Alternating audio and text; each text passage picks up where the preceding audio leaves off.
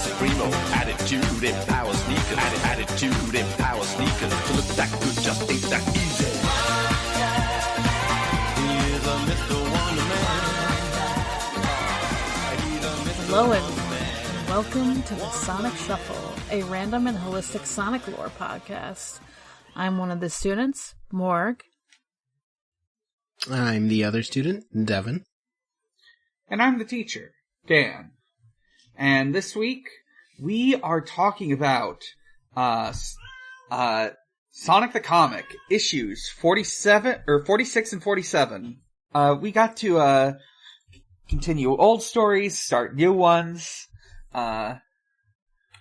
These were published over the course of, I believe, February and March of 1995. Let me think. I don't think there's been any news. I'm pretty sure I already reported that Yuji Naka is in fact going to jail. I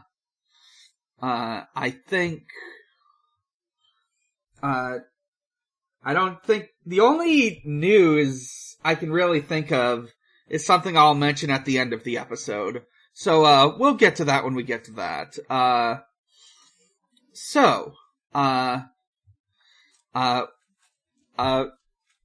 Let's get into the comics.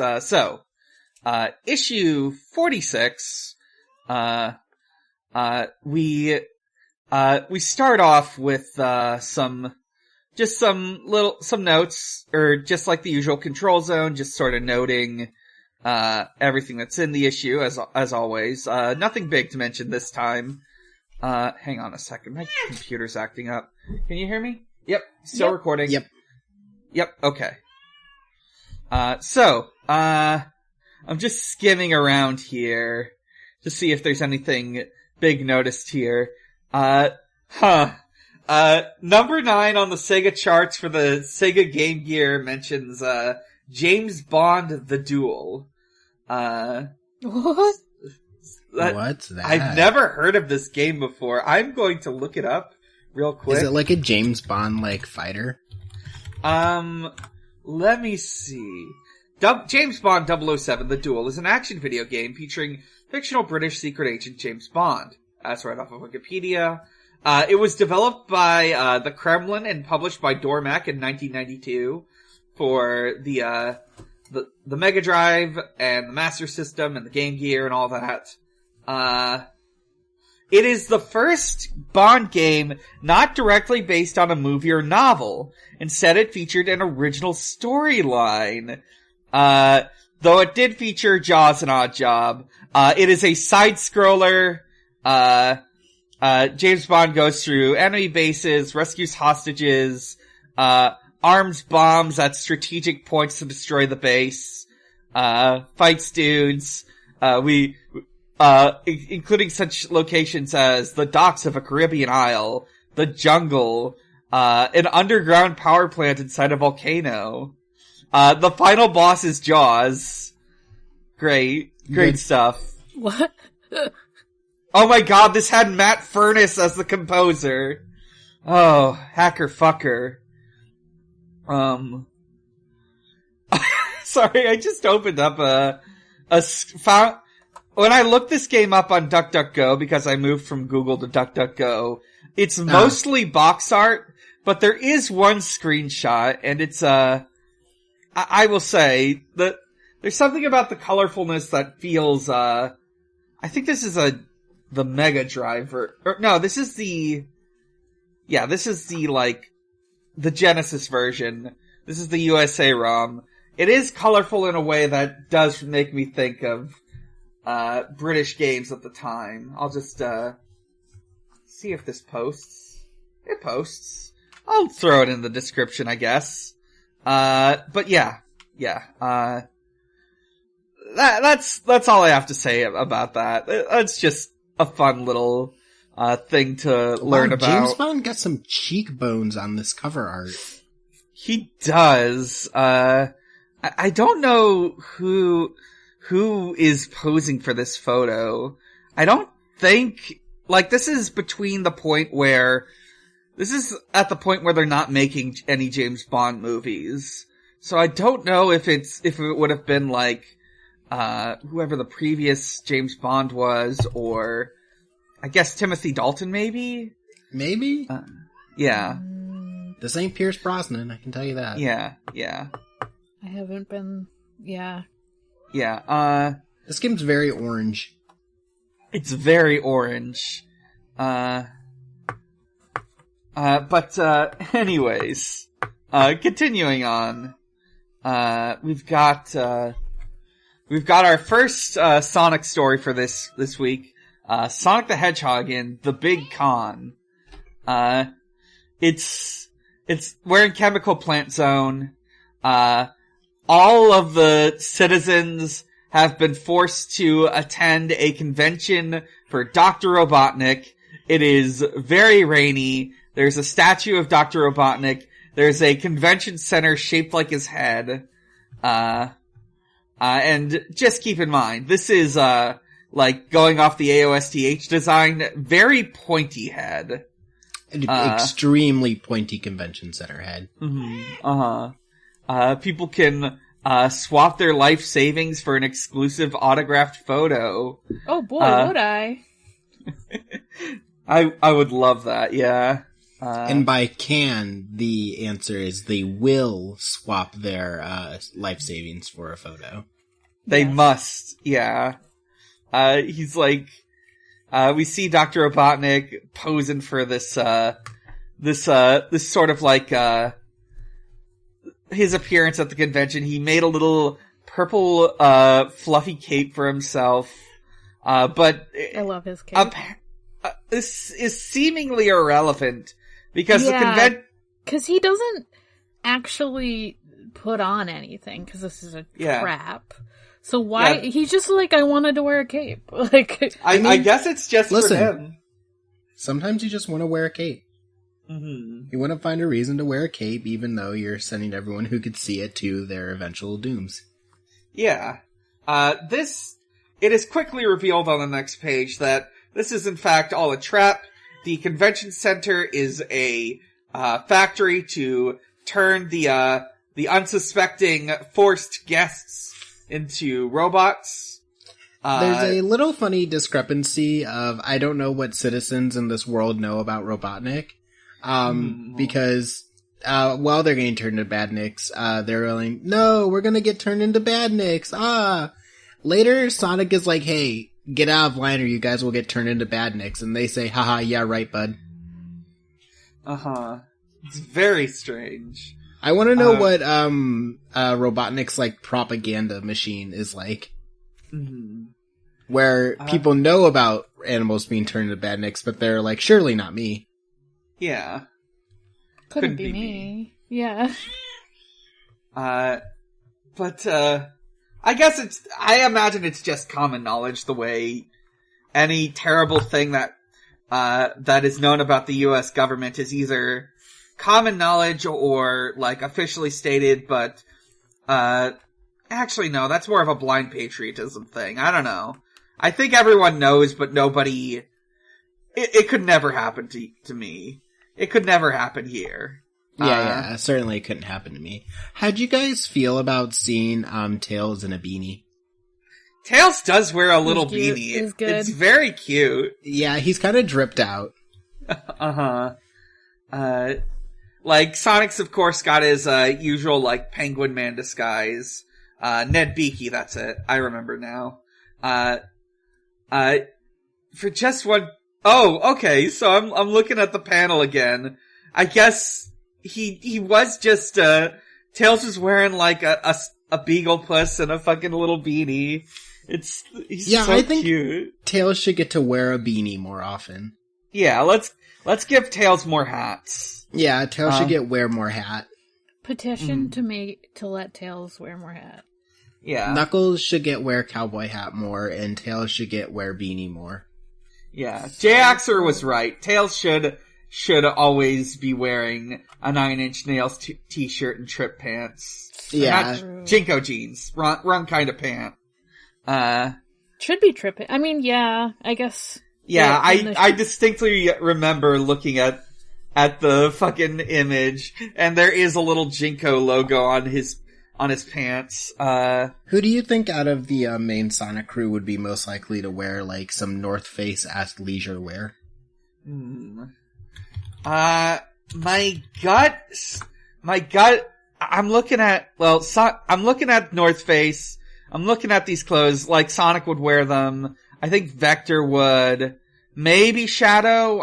I'm like 50-50 I'm thinking Shadow would. Yeah, Shadow and like some North Face. Yeah. Fuck, that would rock though. Yeah, exactly. Who would wear the, like the hype beast, like.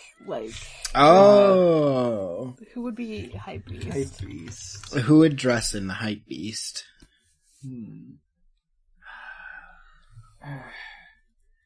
So, obviously, Sonic definitely wears hype beast sometimes.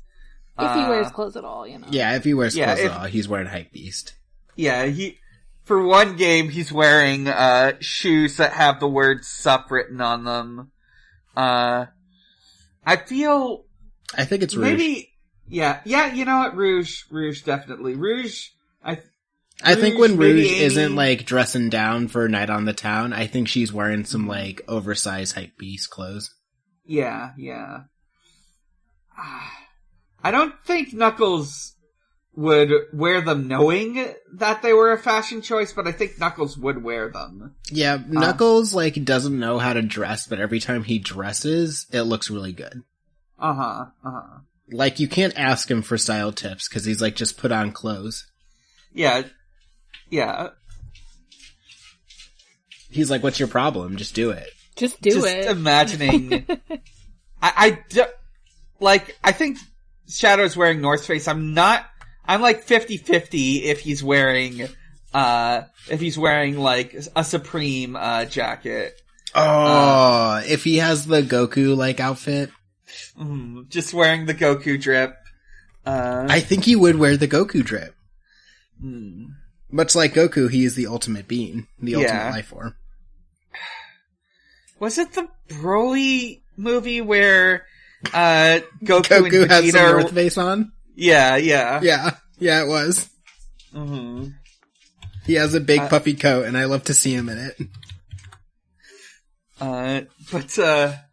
But yeah, getting back to it, I think, so yeah, let me just open this comic back up and remind myself we were at, but yeah, Sonic shows up, Sonic and his friends, they fight the robots, the fucking big pointy dome opens up and a bunch of, buzz bombers and, I don't remember the name of these, but like some other flying enemies that are from, I think these are from Sonic 2. Let's just call them some X-Wings. Yeah, some X-Wings show up. All the people are like, oh, you were serious about him being evil. Yeah. Oh, it is going to happen to me. Damn, that's crazy. Sonic, runs around the base of the big statue mentioned earlier, and I guess runs on it so hard he like either saws off or erodes the base, so it just sort of breaks off and lands in the convention center, destroying it. It does explode. Yeah. Just to be clear. Which is very sad because Robotnik is on his way and he's so excited for everyone to see him. He's just, I like that Robotnik isn't in this one, really. He's He did this whole plan, but he was like, I have to go get ready for my meeting. Yeah, I got a big appearance to make. Everyone there's gonna be a mindless robot, but fuck that. I wanna look nice. I'm experiencing a thing with Grimer in this comic where, the more I look at him, the more he looks like just a regular guy, but also, the more I look at him, the more he looks like a horrid freak. Yeah. I love, cause this is the chapter that you got that picture from. Oh, when he's doing, like, smiling serenely face? Mm-hmm. Yeah, it's a later story, but yeah, he gets a great, smiling serenely face. I look at Grimer and I think, I imagine it a live action Grimer played by like, one of the weird looking dudes, they find on like Tim and Eric skits. I want it to be by Steve Buscemi. Mm-hmm. That would also be incredible. We have the review zone. We get, 2 entries that I'll talk about briefly. Pitfall, the Mayan Adventure. I've never played this game, but I know about it. I have this very distinct early childhood memory of visiting, like, a friend of the family's house and going into the son's room. He had an SNES and he had this game on it.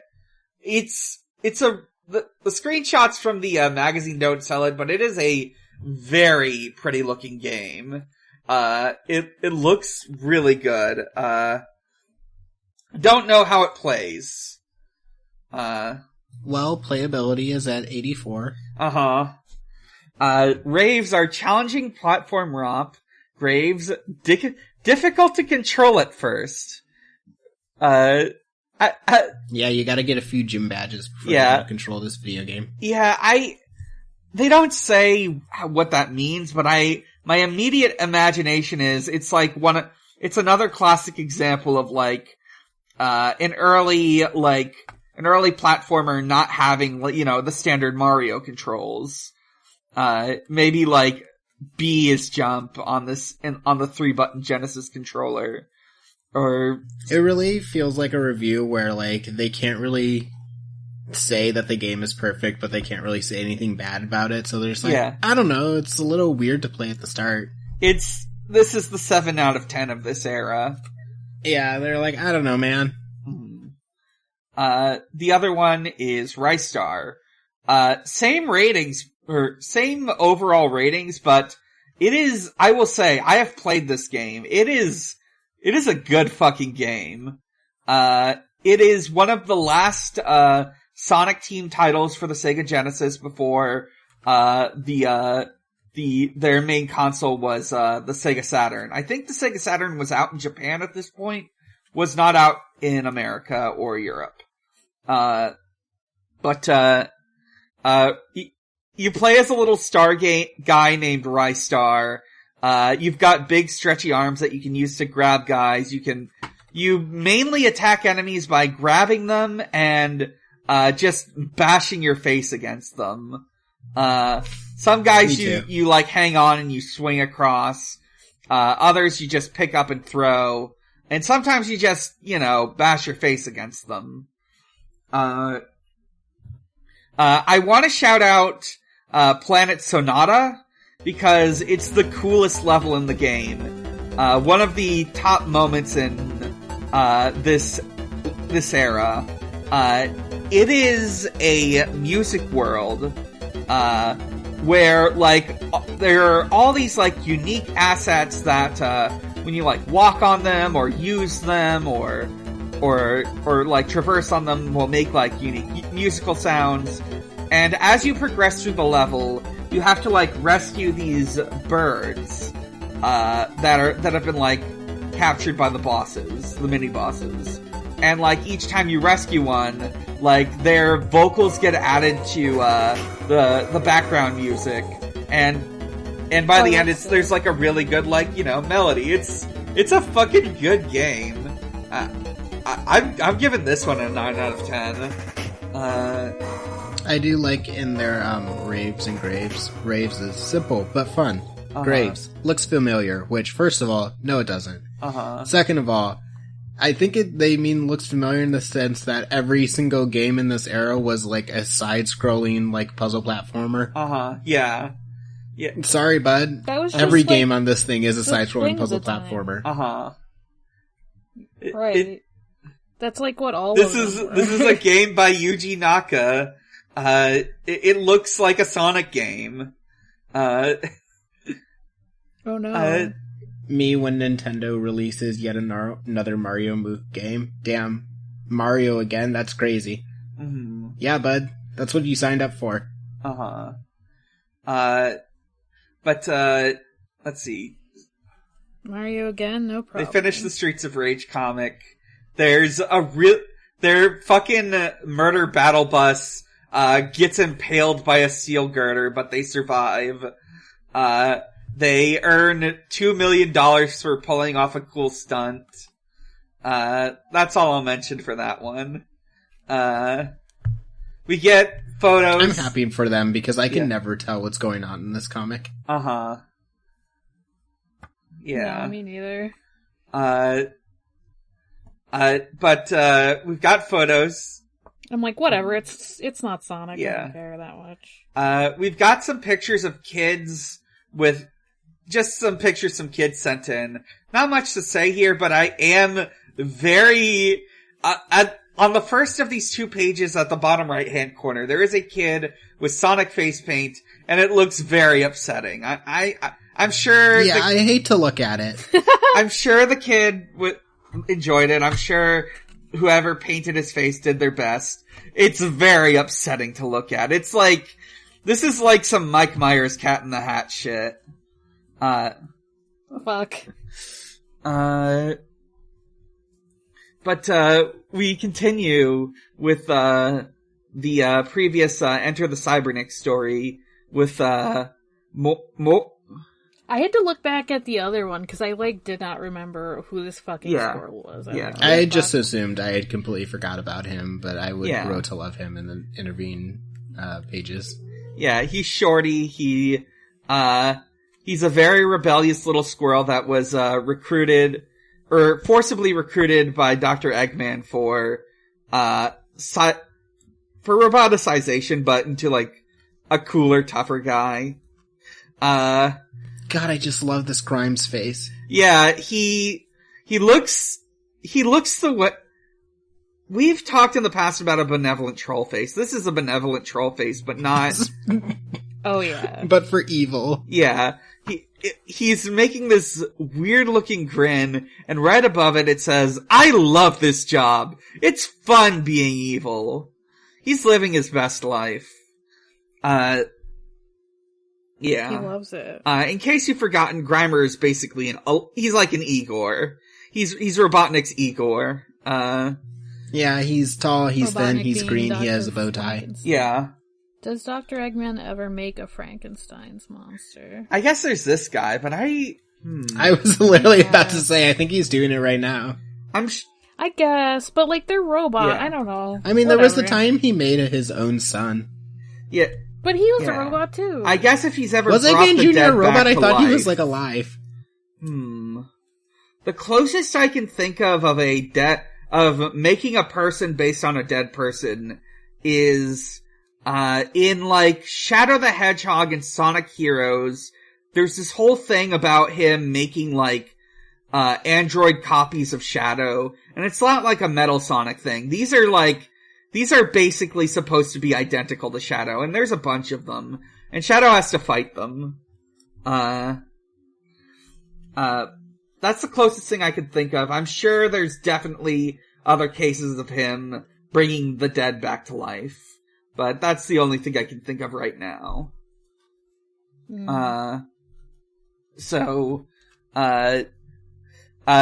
got the Cyberneck, and he's this cool robot squirrel. This design's great. Yeah, he looks sick as fuck. Yeah, he's got a big tail. He's got a V. He's got a massive V fin on his forehead. He has retractable arm lasers. Mm-hmm.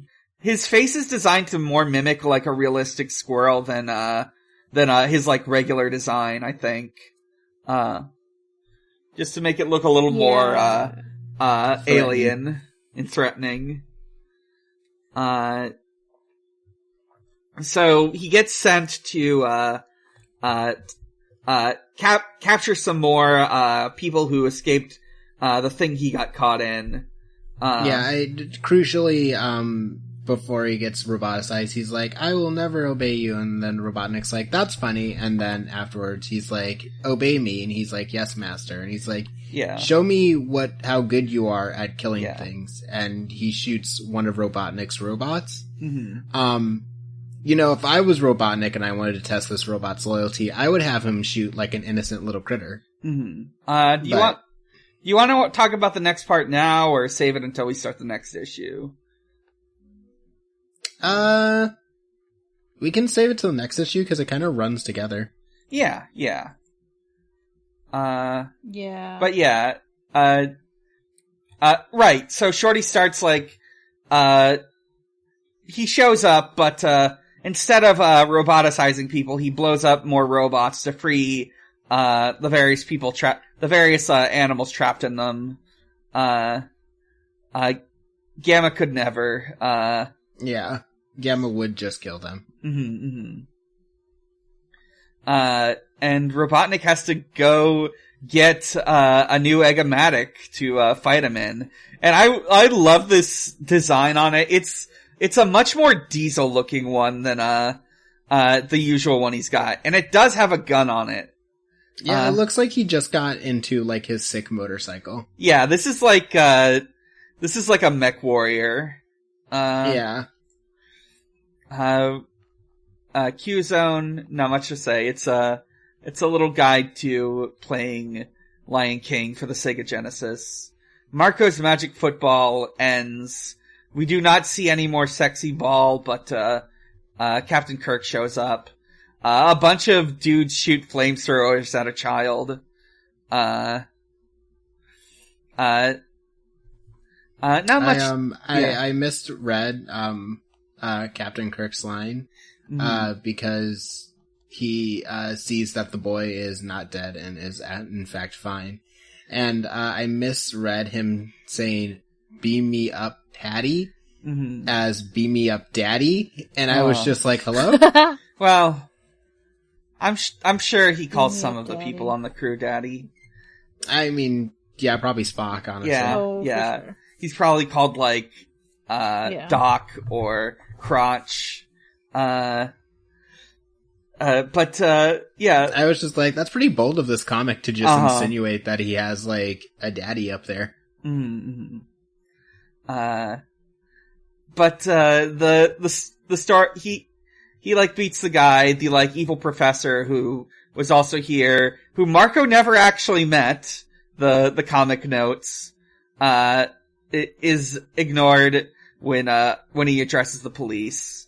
The story ends with, the end, ? Want to see more of Marco and Sonic the Comic? Vote, write, yell, scream! We're listening. Oh boy, I wonder if we'll see more of him. Scream. I wonder if he'll become a household name. Yeah. Yeah, Marco's Magic Football, the iconic, 1990s platform.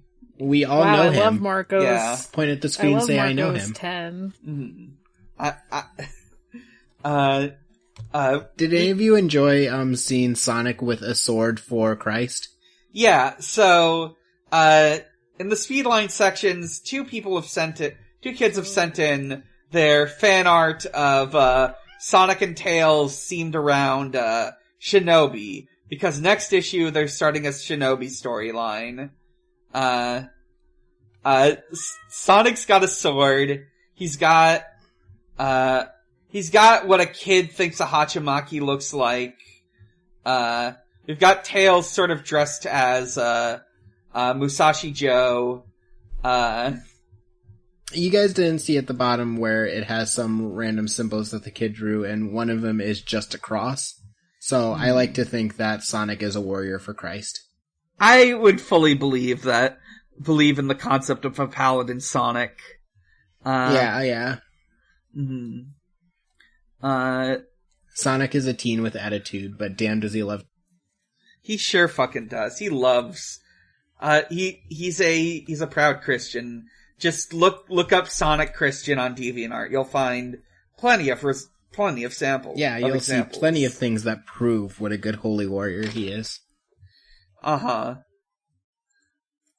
I feel like I've seen a ton of them. Yeah. There's one of Knuckles, I know. And there's one very distinct one it's like Sonic was lost, but he is found in Christ. Let me see if I can I think pull we it were up. all lost at one time, and then found. I mean, in good Christ. for him, but Oh, thank God! I've got it right here. I've definitely posted it before. But yeah, it is. It's like him on his knees. He's crying. It says, Sonic was once lost, but now he is found in Jesus Christ. Blessed is he whose help is the God of Jacob, whose hope is in the Lord his God. Psalm 146:5. He's got a little cross, necklace. I'm happy for him. Great.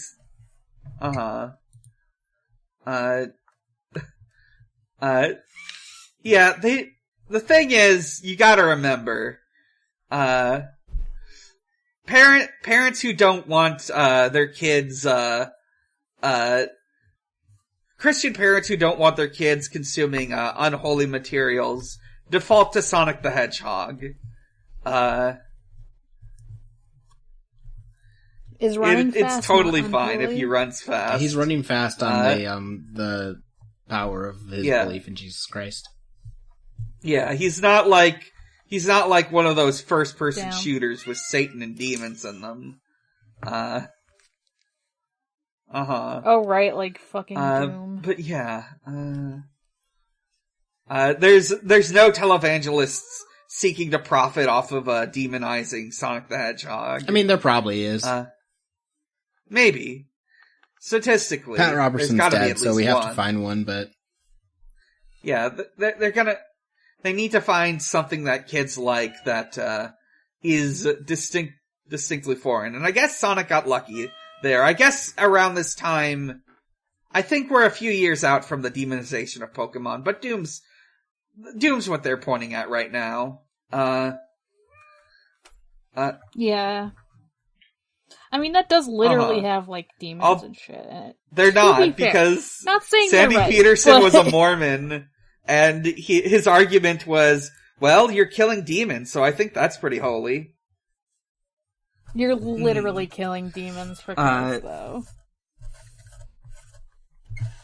But it's like, oh no, they show up. Like, what? Have you not read the Bible? That shit is fucking violent. Yeah, have you ever watched The Prince of Egypt by DreamWorks?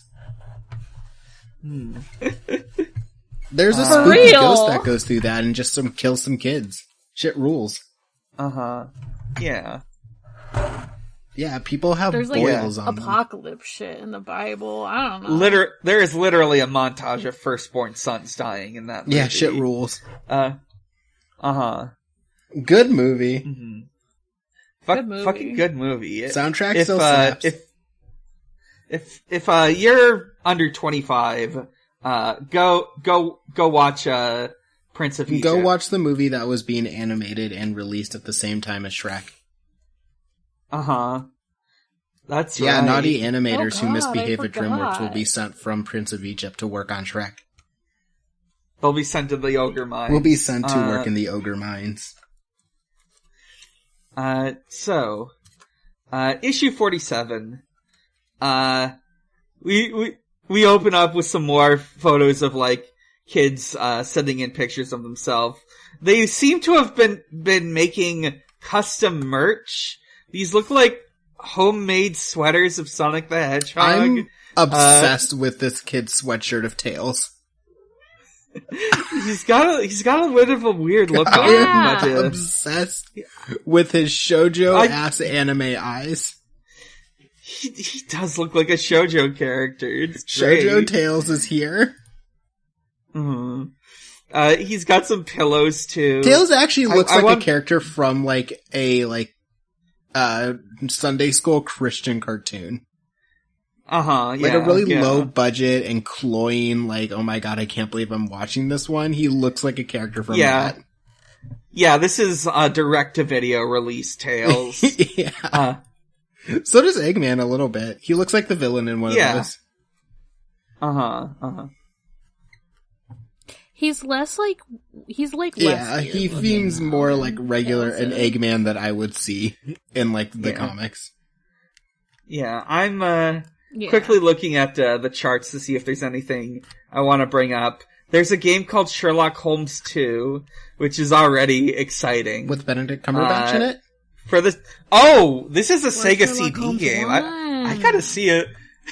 Now I have to know. Damn, Prince of Persia is in this. Sherlock Holmes 2 Sega CD. Is this like an FMV game? It's an FMV game! Fuck yes!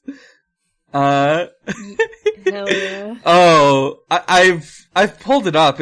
I see. It's like, it's volume 2, so I guess these were like a series of FMV games. That's great.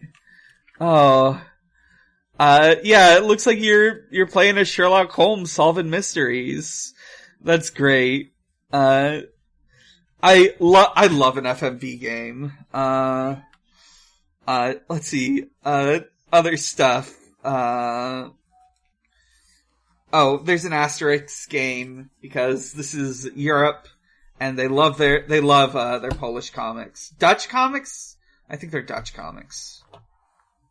Belgian. They're Belgian. Was there ever a Tintin game? I don't think so. Was there ever a Moomin game? Actually, I think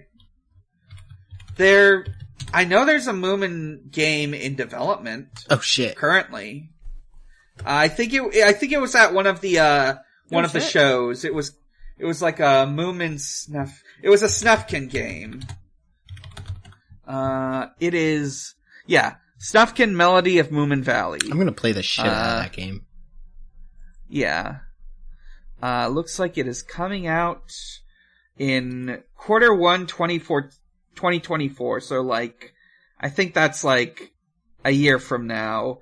Maybe minus a couple months. Yeah, I'm gonna play this shit It was out at the of that Wholesome game. Games Fest. I can never remember. Oh, Asterix is, this is a French comic, I think. Or is it,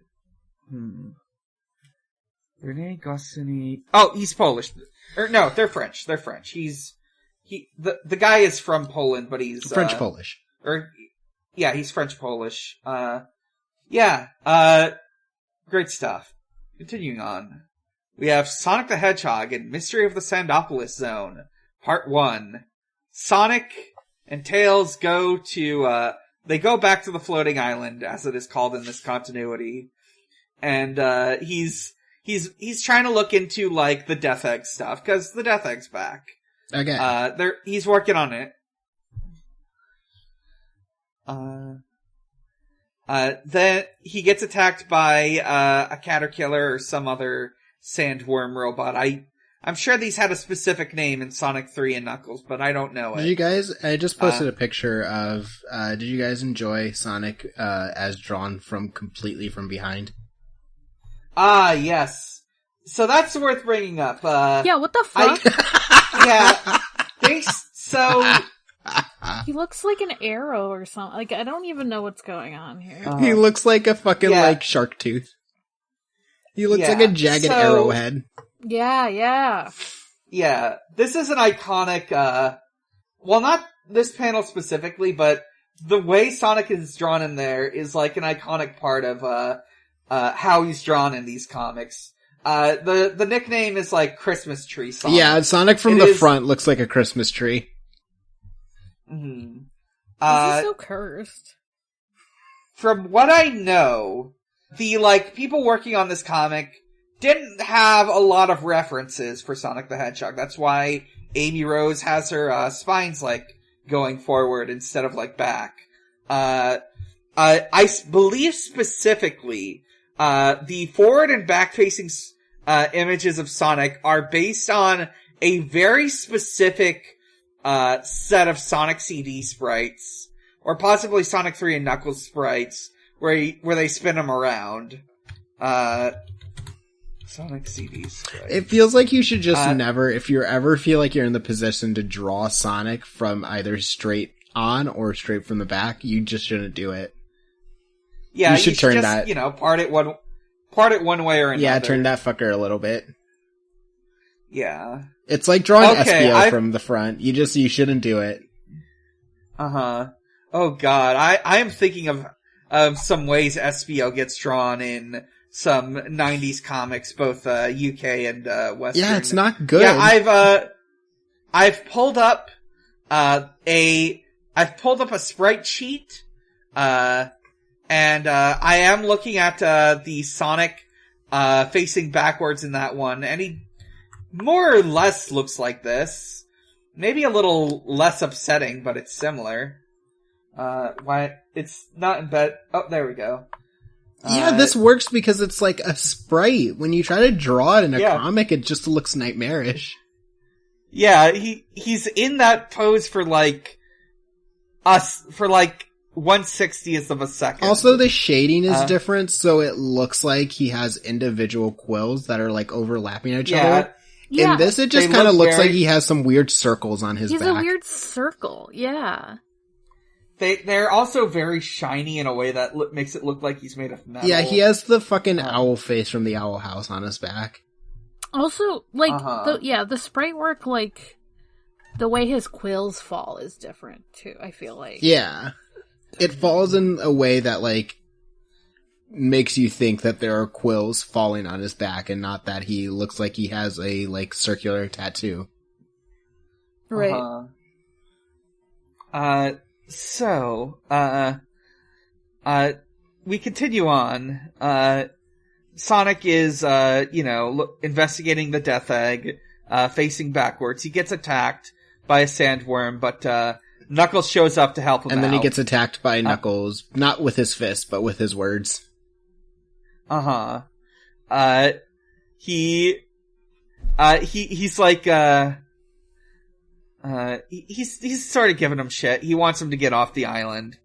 They like argue about how Robotnik's in here, and that's kind of Knuckles' fault, but Knuckles dealing with it, and he literally just had to deal with a bunch of weird guys called the Marxio brothers. Yeah, he was literally like, it's like not his fault. He was dealing with other shit.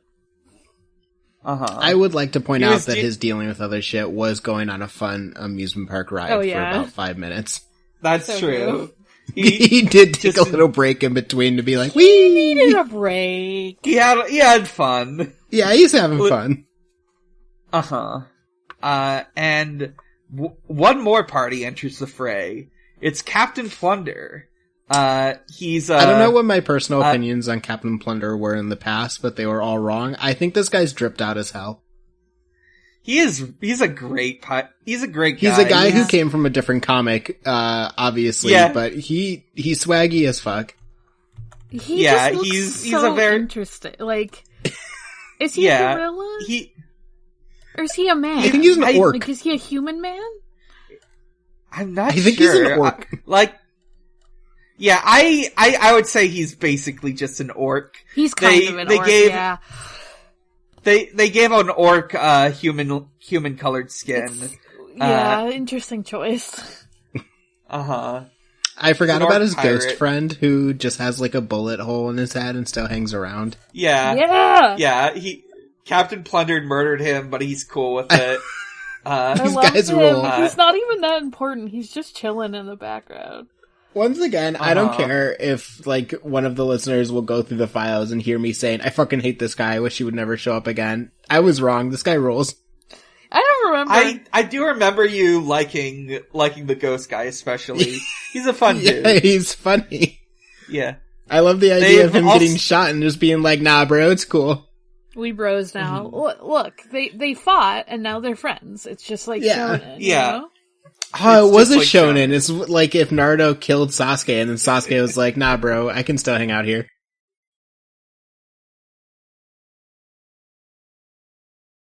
We've also got a new guy here. He's a professor from Mobius University. He's a nerd. He's like he's a weird looking guy. He's got buck teeth and a mustache that make you, when I look at them, I think rabbit, but he is not a rabbit. He's a thumb from Spy Kids.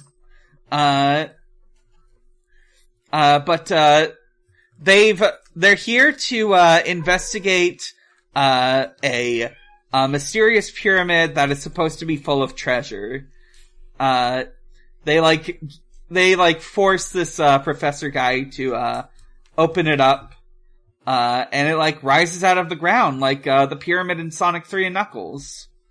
The Lost Pyramid of Sandopolis. And Sonic says, doesn't look very lost to me. And he's, like, on top of it. Uh-huh. Yeah, Captain Plunder's just had this, like, weird, mysterious map in his, like, loot chest for a couple years now, and he's like, hey, there's a floating island with a desert on it, maybe that has it. You know? That's problem solving right there. In the review zone, there's not much to talk about, but I am very enamored by this game they found called BC Racers. It's a racing game on the Sega Genesis where you play as cavemen. This isn't like Flintstones, but it is Flintstones adjacent. It's very aesthetically. What if someone in the 90s tried to draw the Flintstones? As always, I will read the raves and raves. As enjoyable racer with impressive cartoon, I think that's his intro. I can't fully read it. Intro. Graves. Too hard, no real two-player options, occasionally fuzzy graphics. I love when a racing game, doesn't have, co-op. That's always when it's best. Yeah, you just gotta play by yourself forever. Interesting choice. Yeah. Notes that it plays like Super Mario Kart. But at least Super Mario Kart you can have people play. You can race 1v1 in Super Mario Kart. Not in this one. Which is really funny because it says 1 to 2 players on it. So I don't know what the, like, 2-player option is there. You know what? I think it's like, what I've got to imagine, let's see. Oh yeah. Is it both you get to, like, take turns racing, or is it like... okay. This is interesting now that I'm reading it in the review. BC Racers does have a 2-player option, although you're unable to race against one another. Instead, one of you steers, while the other sits in the sidecar and leans into corners. So it's co-op driving. Oh, that would make me real mad. That's like the worst part of every single Mario Party, like, co-op game. Double Dash is like... What if Double Dash was bad? Yeah, I was like, isn't that kind of Double Dash? What if Double Dash, like, pissed you off more? What if there was a game that... It's 1994, Mario Party is still a few years out. We need to find a game that's perfect for making a pair of siblings hate each other. Yeah, perfect for causing just a pair of siblings to just start wailing on each other. We've got another game called Power Drive. It looks cool, but I don't really have much to say about it. Yeah. Enjoyable driving sim with good graphics as the Graves. Less fun and playability than the likes of Micro Machine 2. So take that, Fast Facts. We got a Shinobi storyline. Shinobi, as always, is very pretty. It's a little orientalist, but that's sort of the style at the time. As the 90s was. It does... I do love it, like, having little notes. This is what a Ronin means. This is what an Oyabun is. This is what Keikaku means. It means plan. Yeah. But yeah, I think they might... Whoever did this might have recently watched, like, a Yakuza crime film or something. Yeah, someone just got real off of watching some, like, Japanese action films and is like, oh, this shit rules. It's like a bunch... Just for this sort of scene, we've got some Yakuza or, like, Plan 8. They're like having a night of, card games and dice. They're gambling, which is illegal. But they get interrupted. Yeah, shame on them. They get interrupted by a band of ninjas. One of the guys here, I think the Oyabun or perhaps some sort of captain or something, has the dealer here he is tattooed out, I will say. Like, not an accurate tattoo, but still more accurate than the ones in the actual Yakuza games, because it is a full body tattoo. Yeah. I do think it's very funny that he does have like a little ninja with a sword, doing a big slash. Yeah, on his chest. that's great stuff. I think that's funny. I think it is just the shinobi guy on it too.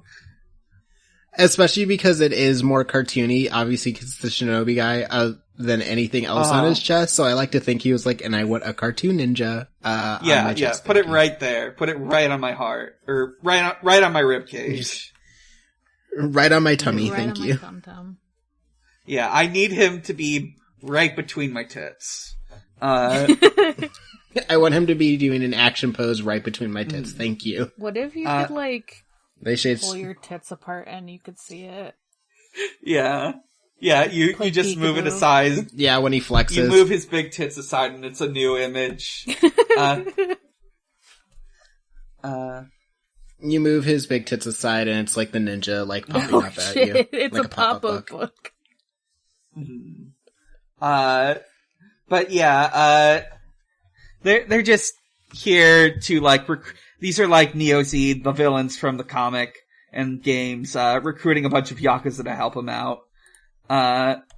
Also Joe Musashi is here. He's in his racism disguise. Wait, actually I might be mistaken. No, I think this is Joe Musashi. He was wearing this last time. He gets his ass kicked. Yeah, for all the racism he's doing. We got 2 pages of more Sonic ninjas. There's one girl who's drawn herself as a ninja. There's a Joe Musashi. There's Sonic characters in Karate Gi. There is... can we talk about Tails with the sunglasses? Tails looks sick. He's got like a black belt. He's in a black belt gi. He's got shiny sunglasses. He's got a headband.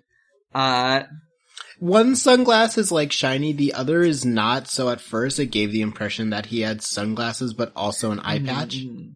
Badass. Very badass. Several of these, I'm looking at them and I definitely know one of the kids just like traced a piece of official art or a comic panel or something to get the head right. Oh yeah, for sure. Yeah, I mean, sometimes they're little kids. They're learning. Who's gonna stop you? They're allowed. So we continue on with Sonic's World. Enter the Cybernick. We've got after Shorty defeats those robots, they say, we should get you out of there, but he says he's stuck in there permanently, and that's something that Robotnik's going to regret.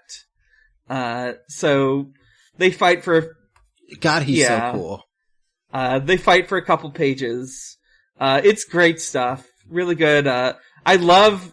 Yeah, he's kind of cleaning Robotnik's clock, but then Robotnik says, I have a funny button. He's got a funny button that'll, fuck him up. But Sonic's here. He saves the day while, he gets incapacitated. And Robotnik flies away. They destroy the remote. And now he's good to be a recurring character for the rest of the comic. And he will. I distinctly recall he does show up, a lot later on. That rocks. I want him to come back in modern Sonic. Let's bring him back. I want there to be this cool fucking Iron Man bring squirrel back Cybernick. just out here. Yeah. He looks great. He looks so cool. I love his giant V-fin. I do love him when his friend is like, no, wait, I'll miss you. You can't leave. He's like, I must. I gotta use my power to fight for justice and freedom and other stuff. Quote verbatim. He just said, he does say, and stuff. Yeah. Instead of Shorty, he is now Short Fuse the Cybernick. So he flies, bring him back. We've got a Q zone, more Lion King stuff. I'm sick of seeing the Lion King. Something I distinctly recall from this game, there is a point, since it goes through the plot of the film, at a certain point, like for the first half of the game you're playing as little Simba, second half of the game you're playing as adult Simba, and when you're adult Simba you are more powerful and, better at the game because you're an adult now. We've got a new series, Captain Plunder and his Sky Pirates. And right off the bat, we get a note that this takes place before the other story with Captain Plunder in it. So, Dr. Robotnik is like holding a big party in, it's not a blimp, but it's blimp adjacent. It's like a big death airship. And Death Zeppelin. Yeah. I love these Sky Pirates and their Treasure Planet ass shit. Yeah, they're breaking in. They like use, grappling hooks to like, hook up the ships and like get in. We've got some really good coloring. We've got a sort of like red skies at night, sort of aesthetic, as everything's... Yeah, a lot of weird, funky characters who look like they're from a different comic. Very much so. They like break into the ship. It looks cool as hell. We are reminded once again that the ghost first mate fucking loves being a ghost. And Plunder says, if I'd known that, I've shot you years ago. So fucking good. Mm-hmm. And just like, hell yeah, dude, I would have shot you. Was he a ghost when we first met him? Like, he was just right off the bat. He's always been a ghost. I thought so. He's always had a big funny hole in his head. I thought so. Yeah. And we sort of, after they like commandeer this ship, they break into his vault, that he's got on here. And Robotnik notes there's no way to get in. There's only two keys, and neither of them are here. So the ghost first mate, Filch, he just like sort of phases through the vault, gate and, sort of opens it from the inside. Hell yeah. He does like after the doors open, do like a funny, like Beetlejuice pose. Yeah. He's Beetlejuicing it up. It's of the era. Yeah. He opens the door. He like pulls the emergency release switch with his tongue, cause he's a freak. At least it looks like he's opening it with his tongue. He might not be. I think his tongue is always just out of his mouth. I think he uses his hands. Yeah. Or his ghost powers. Or he could use his tongue like the, the Tootsie Pop robot with the tongue. Do you know what I'm talking about? I remember the commercial now. Yeah. Sorry, it's kind of random. Yeah. But that's what that's of this era, you know? Yeah, true. Yes, Mom. But, come on, get out of my way. But they start looting the ship, but, they have, like, Filch meets up with Sonic over, like, a monitor. He Zoom calls him to just, like, say, hey, thanks for telling us about this cool ship we can rob. And then he's like, yeah, great, how's the captain? And, they're like, damn, where is the captain? Mm-hmm. As he is... They just fucking left him there. Yeah, they end this, they end this with a panel of him surrounded by, Robotnik's, soldiers. In our Speedline section, we've got a little thing for St. Patrick's Day. We've got, Irish Robotnik. We've got a green Spider Sonic. Yeah. I hate to look at him. What is this green Spider Sonic? Like... I hate to look at him. I don't know. Is there like a... Let me see if Green Spider is a thing. It's probably just a kid being like, I want to draw a lot of limbs on this Sonic, so I'm gonna... I want to draw Sonic as a spider, and also it's St. Patrick's Day, so I'm gonna make him green. Right, yeah. It's probably a kid who watched the Adventures of Spider-Man cartoon and got to the part where they were going through the multiverse and there was a Spider-Man with 6 arms who became a giant evil spider, and it was like, that shit rocks, I want Sonic to do that. Everyone listen to... check out this guy's Spider-Verse episode. Yeah. Where maybe something like that shows up. Maybe some really high concept ideas for what a Spider-Man can be show up in there. Yep. There's some high concept spiders going on. Mm-hmm. I love that one of the letters sent in is a kid specifically calling out the artist Carl Flint for how he draws Sonic and Tails. I love that this kid has, like, a grudge against a full-grown man. Well, yeah, it's great. He's like, he makes Sonic and Tails look like infants. You may be sitting in luxury with all that money you're making, Carl, but once in a while concentrate on drawing some decent artwork. Damn. Fucking go off, kid. I love, Mega Droid's response to that. Angry. Are all infants hairy then? Yeah. I can't believe this kid was literally like, you might be in luxury, Carl. Mm-hmm. Yeah, first of all, I love this kid thinks that people who draw for comics are rich. Love that. He says, STC rang, Flint on his mobile, but, his personal masseur said he was too busy having his legs waxed to comment. What a deranged response. Just really fucking with these kids. Just. That's the kind of, like, incredibly mean, like, British, just going to write back to a child stuff that we don't get nowadays.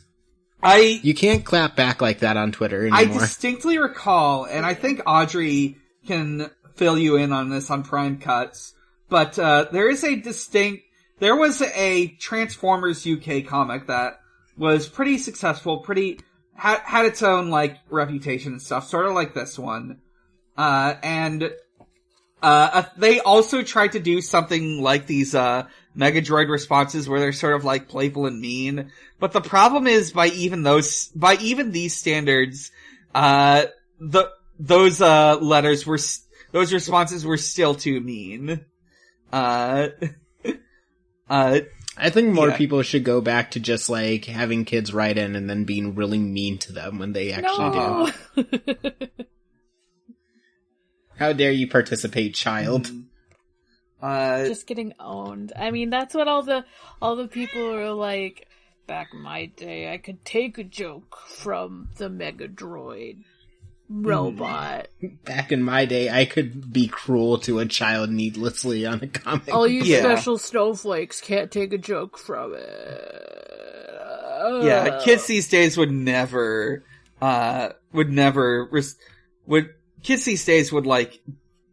their parents would sue me if I said that their kids sucked ass. And I'd say to that, kids these days, probably grew up listening to Nicki Minaj, so those kids could survive anything. True. That sort of ends the Barbs were, like, ruthless. If those kids survived that, they can survive whatever. Mm-hmm. They also survive, like, Swifties. Yeah. Oh, God. Yeah. God. Yeah, kids these days are They're powerful. stronger than I was. Yeah. So, we sort of end with a little preview, showing that there's gonna be more Captain Plunder stuff. Why is Oswald from, the, weird Mickey Mouse game in this? Yeah, there is like a weird Oswald the Lucky Rabbit looking guy in here. I did skim a bit he's a cat, though, he's not a rabbit, though, you know? Yeah, I did skim a bit of the, next issue while I was, like, deciding for this episode. He does show up a lot in the upcoming, Captain Plunder stories. I don't know his deal yet, but he's there.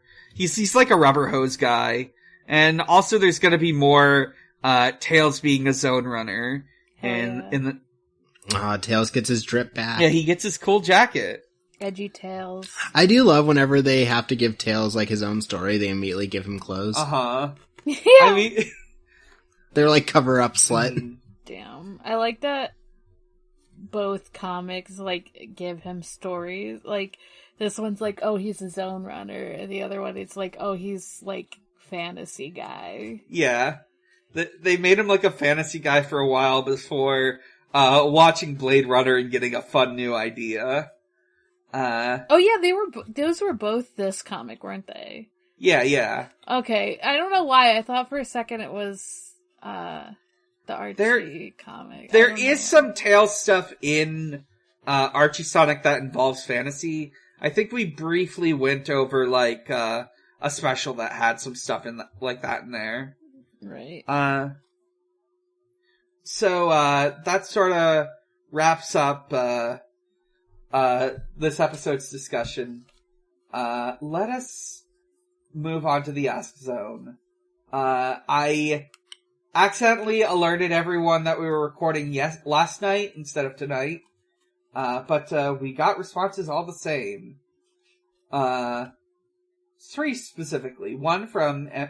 Oh, by the way, at this point we are just telling people on the Discord. So, if you wanna know when there's gonna be time to send in a question, use the Discord. Twitter be like, I'm X now.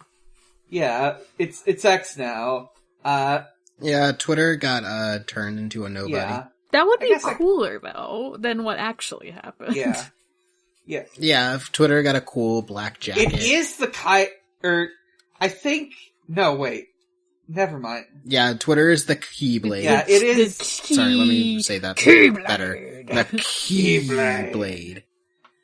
The Keyblade! Yeah. Elon Musk, he loves the letter X. And cool... He loves the ancient symbol Chi. He should change his name to, like, Zelon or something, you know? Or, like... You know? Instead of, like, naming a kid... Or he should go die in Minecraft. Right, yeah. So... Or he could, you know... Or he could die. Or he could die. That would be preferred. Not a threat, just a fact. Yeah. He just could die. Everyone dies, and he should do it. Yeah. You know? Yeah. You know, it wouldn't even necessarily have to be through, you know, the sort of... violent means. Yeah, he could just, you know, choke... He could get on a sub and go see the Titanic and then die. Yeah, he could get, he could go on a luxury sub. He could, you know, just an everyday, you know, choke on some food or something. But that's besides... I could also die like that. Not in the sub, but the choking on the food. Yeah, he could get into a sub to go see the Titanic and then choke on some food. Anyways, Emmy the Mask asks, what would Captain Plunder's name be if you were an internet pirate instead of a sky pirate? What if his crimes were doing downloads? And I like this notion. I think he would have like a 90s hacker name, like, I think it would probably be like, Plunder, but the, E is a 3. Oh, yeah. Maybe there's an underscore somewhere in there. Maybe, 69 would definitely be in there. Plunder underscore 69. Or, like, maybe, I think that would be it. Would there be, like, a your mom joke in his bio somewhere? There would absolutely be, like, there would be some jokes in there. There would be Yeah. I think he's not, I'm just trying to imagine, like, hacker stuff, and I think he is, he would just have, like, never mind, I can't think of anything. Just imagining the space of 90s hackers. I guess the zone runners are gonna kind of be that if they're going to be how I think they are. You're right. They are cyberpunks. Sidmon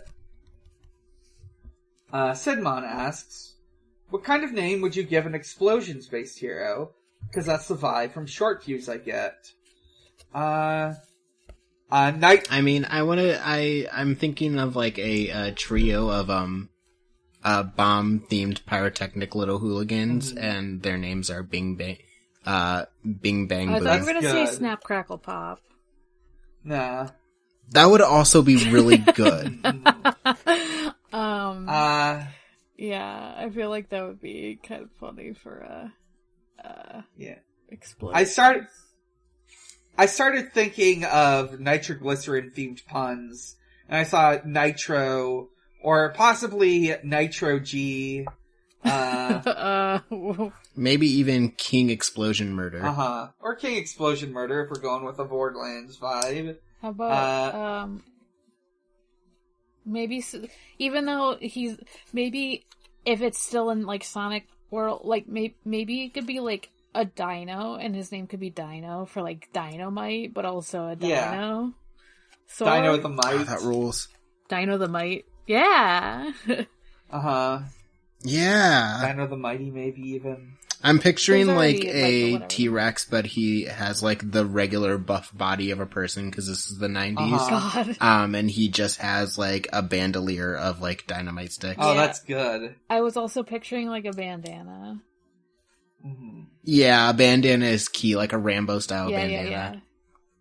He's wearing army I'm fatigues. picturing him as like instead of a Sonic dinosaur, I'm picturing him as like one of the Grarl or whatever they're called from Neopets. I don't know why. I'm picturing him as having like, because this is once again the 90s and Sonic writers just draw characters who aren't from the games like that. He has some stubble. Yeah, he's just got some stubble. He's grizzled. Mm. He's just Yeah. Snake. Looks He's like just literally Snake, no but one as else a in the cart. dinosaur. Is that what we're Yeah. saying? He's just Snake. Yeah, it's just Solid Snake. It's just Solid Snake. It's just Solid Snake's like Dinosona. Fuck. Yeah, let's see. Because has there ever been, I feel like maybe we've talked about this, has there been like a Snake Sonic character and they have limbs? I feel like this has happened. Yeah, I think there is one who has like robotic limbs. Oh, Yes, from Sonic Boom. there's Yeah. another one though, Oh yeah, there's the guy who I hate from Sonic Boom. We don't talk about him. He's not the representation we right, want. however, there's another one I can think of, from the Archie comics. Yeah, okay, he is Lord Mordred Hood. Yeah, Mordred Hood. Wait, I love this guy. He's great.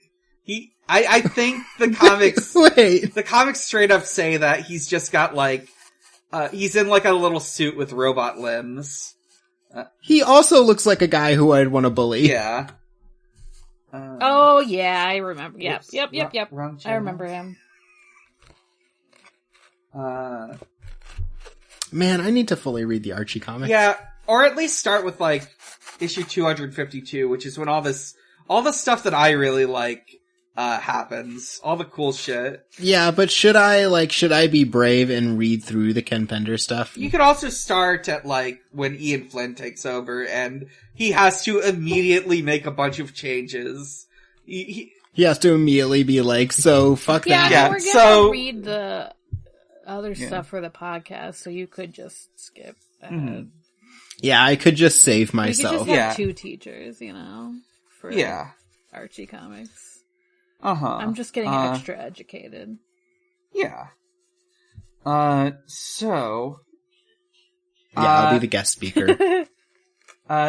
Teddy sends in a question. Some of the Sonic comic stories are pretty weird and out there. Like they just had to think of stuff and went with it. Which, I think is true. So true. If you were warped back in time and charged with the task of making your own weird addition to Sonic the Comic through a story, what would it be about? I would make them have a JoJo fight. Yeah. Yeah, I would give the Sonic character I want them stands. to have Yeah. stands. Just sort of explain what a stand is in very basic terms. I Show want them the Sonic characters to form a Sentai group. Yeah, just bring in some bring in some imported manga of like, I guess at this point, like, part 4,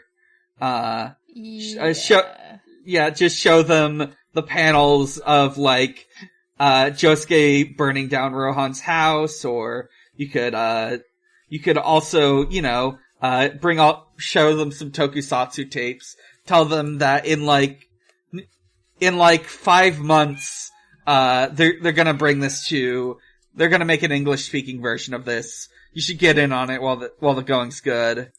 Yeah, I would show them a picture of Red Hot Chili Peppers' massive hog and say, how's that? Mm-hmm. How's that? Yeah, just shit. Show him his cool dick. I've never actually, most of my JoJo knowledge is from Eidolon, I'm gonna be honest, but I still want them to have stands or whatever. Mm-hmm. Yeah. Yeah, I want them to have stands. Yeah. Maybe they could do, like... Do they ever do... I still want them to form, like, a Sentai group. I want them to hop into some costumes. I want them to form a Megazord. Uh-huh. This is, like, unrelated, but I was trying to think of, like, weird cartoons from the 90s. But, like, I guess that's what Adventures of Sonic the Hedgehog kind of is, also. It is. But does Adventures of Sonic the Hedgehog ever do, like, an inside story sort of thing? Oh, like the, you shrink that... The Fantastic Journeys? Yeah. Or Fantastic Voyage? Yeah.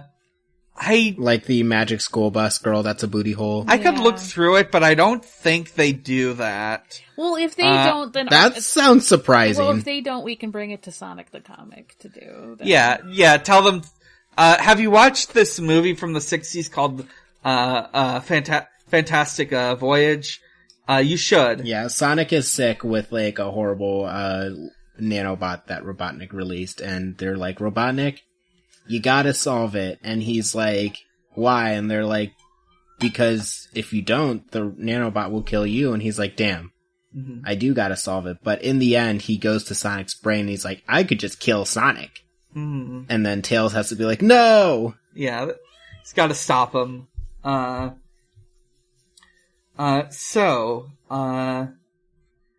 That wraps up our questions, and it brings us to, what we're going to roll next time. And I'm gonna tell you, we are recording on July 27th, 2023, my 29th birthday. Happy birthday, Dan. Thank you. Happy birthday. Thank you. A few days ago, we found out that, SAG-AFTRA has made a statement about, podcasters and their part in the strike. It is supposed to be for actors. I cannot emphasize this enough. This is for people who actually have acting careers. We're talking about people who are on iHeartRadio. Yeah, like big podcasts. Yeah, they don't apply to us, but I want to, regardless, I sent in an email, I asked, what we want to act in solidarity. What are some things we should keep in mind? And, as far as I can tell, probably none of the stuff really applies. Like, maybe the Western cartoons apply because, they're, probably, maybe some people on staff are in a union. Probably not SAG. Maybe WGA. I don't know. Probably not. But, what I realized, well, they did clarify. Anime, video games, those are totally fine. You can continue to talk about them regardless. And I thought, even if it doesn't fall under it, I could do to talk less about Sonic cartoons. We've talked so much about the Adventures of Sonic the Hedgehog. There's so many episodes of the show that are about Sonic cartoons. And comparatively little about, comics or especially not games. We've spent so little time talking about Sonic video games. Yeah, you would think we would be at the infamous Sonic 06 by now, but we are nowhere near. Yeah, we are 113 episodes into this podcast, and we're still at Sonic Adventure 2. So. Someday we'll get to Shadow the Hedgehog. Yeah, someday. And we will be popping bottles when we do. Yeah. So, I have, for the time being, arranged an alternative list. They cover the games, both classic and modern, Archie Comics, STC, Sonic X, so print media, anime, and also a 6th section that would essentially be the miscellaneous section. It is more British Sonic books. So we'd be talking about that CYOA. There's a bunch of there's like a series of children's chapter books based on Sonic the Hedgehog. We could try some of those. If we don't like them, we'll give that up. And we've covered most of Classic anyways. So might swap that out for Modern at some point. I've also rearranged them so they're less, the stuff is all less cordoned off than it was before. So, I am going to roll a d6 and determine what we are going to talk about next time. That's a 6. We're gonna keep reading that Sonic CYOA. Okie dokie. Alright. I think that wraps things up, so let's move on to plugs. I'm Dan. You can find me at a lot of places. You can find all those places at biggerchallenge.card.co.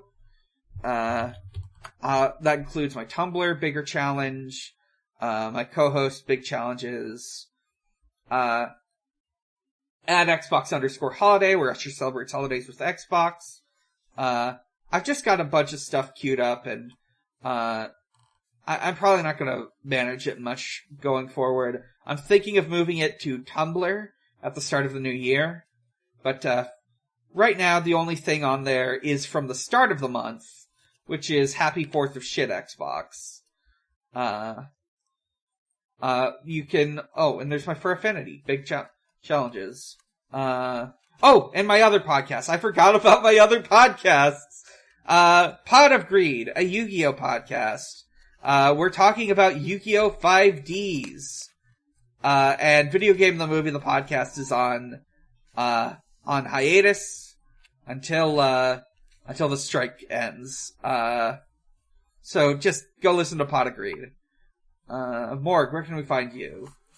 You can find me at Haunting the Morg on Tumblr and Blue Sky. You can find me at Gengar on co-host. You can find me on my other podcasts, Ford ReZero, a ReZero Watch podcast, and check out this guy podcast where we talk about original characters, both our own and guests. I believe the most recent one that came out is the playlist one. No, this morning. You're right. Yes. I'm sorry. Yeah. I read it even this time. This wasn't even a surprise. I just forgot that. I saw it this morning. It was a guest episode actually with, a friend of this show and that show, James the Cat Girl. Yeah. Talk about Sprite comics and stuff. Mm-hmm. Devon, where can we find you? You can find me on the dying corpse that is Twitter at Grooving Ghastly. You can find me on Tumblr at JazzDumpster. Or you can find me on another podcast called We Rate Queerbait, where we explore the blurry lines between homies and homos. Mm-hmm. And that's it. It's a good podcast. Yeah, we just released the episode on both Venom 1 and Venom 2. Mm-hmm. I gotta watch those. A movie where Tom Hardy has never been wetter. I gotta fucking watch those because I've been inspired by Venom without actually watching the movie of Venom. Uh-huh. The thing about Venom is that it's not a good movie if you're looking at it from like an action movie standpoint.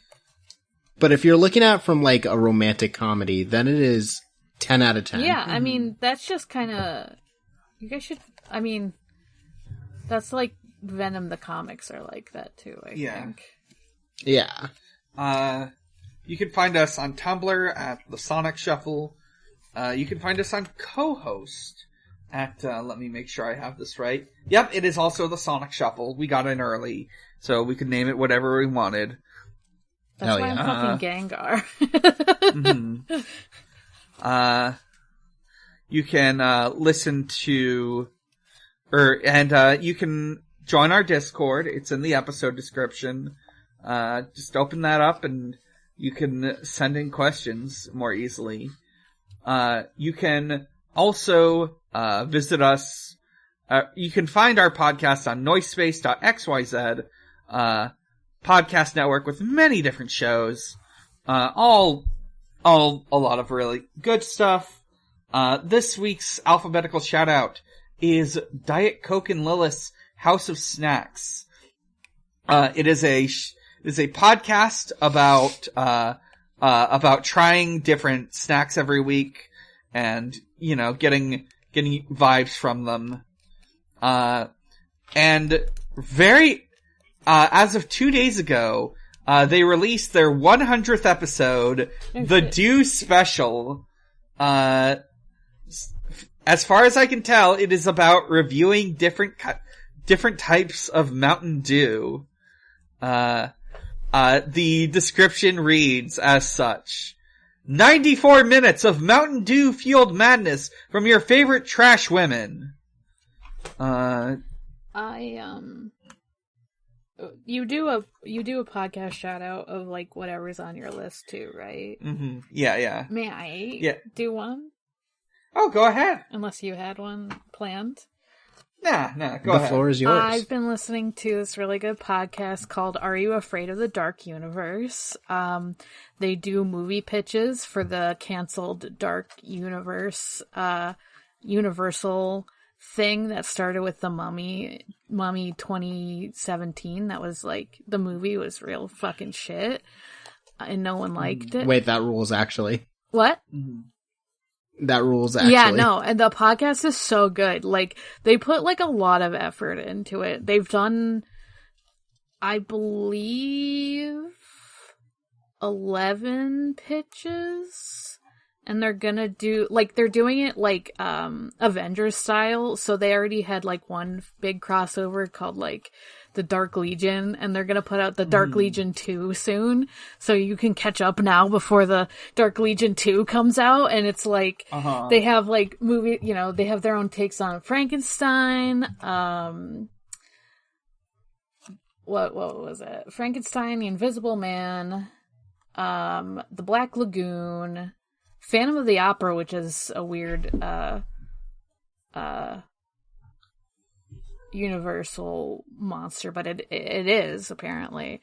Yeah, they were gonna make a Universal like monster movie of the Phantom of the Opera, who is just a guy. Yeah, but it's incredible. Like, they're all like so good, and you can like see them like improving over time and like doing their own experiments, because they like write out these prompts. Like, it went from like them just like kind of doing like shitposty prompts back and forth. Well, not really shit, but like they like started it as kind of like a fun thing, but now they like do like full ass, like, if they let themselves, they would do full scripts. Like, the episodes aren't long enough where they would actually do a full script, but like they at least do like acts, like they do like act 1, 2, 3 and be like, this is what happens in each of them. And then, yeah, for like the big crossovers, they actually get voice acting from their friends to do it. It's like a whole thing. They're like really good.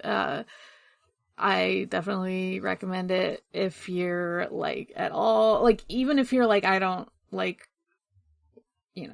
monster movies. Like, honestly, they do so many different things with the genres of movies that like you'll find one of them that you'll like.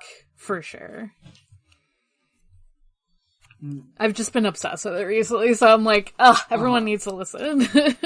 Yeah. Should you give the title again real quick? Yeah, it's called Are You Afraid of the Dark Universe? Got it. Thank you. I'm gonna add that to my list. It's like a play on the Are You Afraid of the Dark, and then like the Dark Universe, but it's cool. Yeah. And one of the hosts is non-binary, so that's always a plus. Cool. Good.